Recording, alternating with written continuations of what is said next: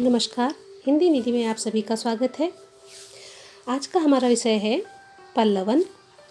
पल्लवन किसे कहते हैं, उसका क्या स्वरूप है, आज इस विषय में हम चर्चा करेंगे।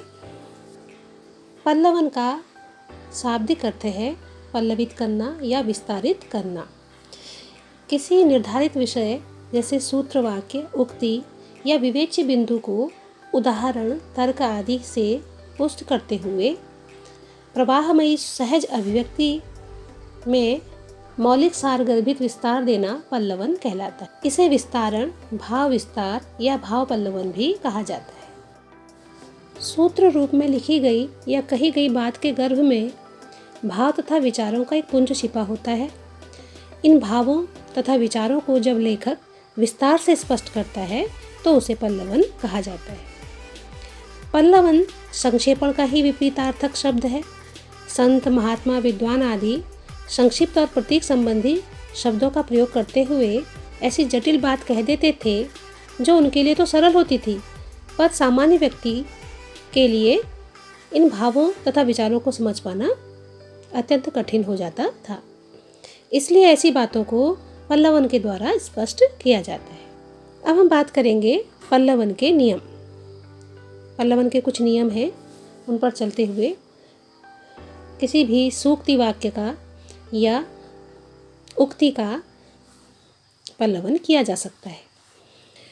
सबसे पहला नियम है, पल्लवन के लिए मूल अवतरण, उक्ति वाक्य, सूक्ति, लोकोक्ति तथा कहावत को ध्यानपूर्वक पढ़ना चाहिए ताकि मूल विवरण के संपूर्ण भाव अच्छी तरह से समझ में आ जाए।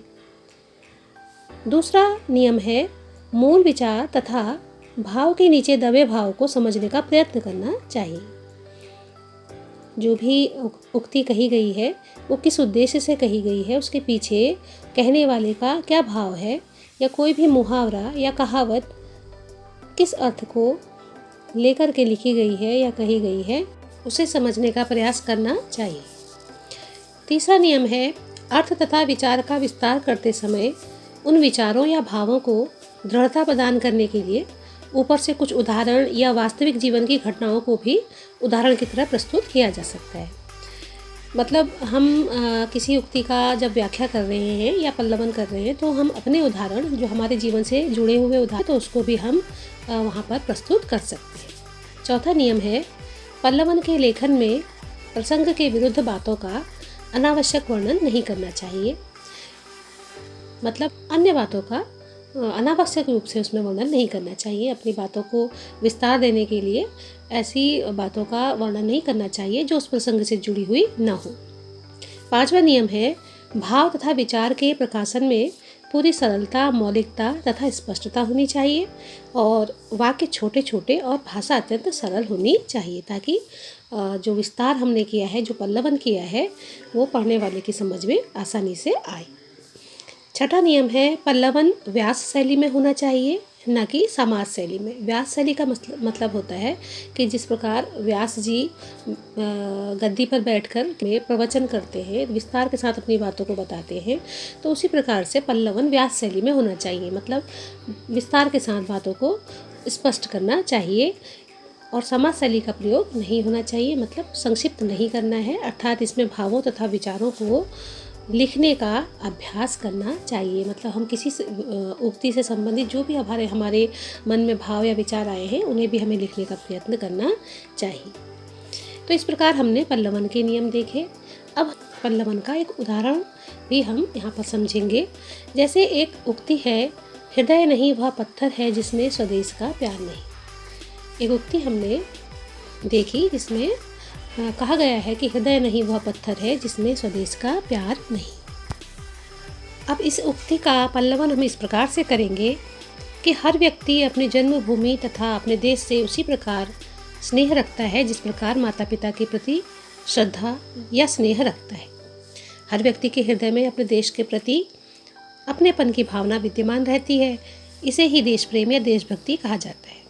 और जो व्यक्ति अपने देश से प्रेम नहीं करता, अपने देश का सम्मान नहीं करता है, वह पत्थर दिल का होता है क्योंकि उसमें अपने पन की भावना नहीं होती, क्योंकि पत्थर में भी अपनेपन की भावना नहीं होती। उसी प्रकार जिस व्यक्ति के हृदय में अपने देश के प्रति प्रेम की और सम्मान की भावना नहीं होती, उसे हम पत्थर दिल ही कहेंगे। तो इस प्रकार हमने इस सूक्ति का पल्लवन करके आपको बताया। इसी प्रकार से आप भी किसी भी सूक्ति का पल्लवन अपने शब्दों में अपने दृष्टिकोण से कर सकते हैं। अब हम देखेंगे पल्लवन की उपयोगिता या महत्व। आधुनिक युग में पल्लवन एक विधा के रूप में प्रतिष्ठित हो चुका है। प्रत्येक व्यक्ति की अपनी एक निजी शैली होती है, उसके विचार, भाव या भाषा उसके व्यक्तित्व के अनुरूप होती है। हिंदी में अनेक ऐसे महान साहित्यकार हुए हैं जो छोटे छोटे वाक्यों में गंभीर भाव या विचारों को निहित कर देते हैं। ऐसे वाक्यों को समझने के लिए पल्लवन की आवश्यकता पड़ती है। तो आज हमने इस वीडियो के माध्यम से पल्लवन किसे कहते हैं, पल्लवन के नियम क्या है और पल्लवन की उपयोगिता किस लिए है, इन सब बातों पर चर्चा की। मैं आशा करती हूँ कि इस वीडियो के माध्यम से दी गई जानकारी के आधार पर छात्र किसी भी सूक्ति का या किसी भी उक्ति या कहावत का पल्लवन करने में समर्थ हो पाएंगे। साथ ही पल्लवन से संबंधित प्रश्नों जैसे पल्लवन का अर्थ, पल्लवन के नियम तथा पल्लवन की उपयोगिता आदि को लिखने में भी सक्षम हो पाएंगे। वीडियो को ध्यान से देखने के लिए धन्यवाद।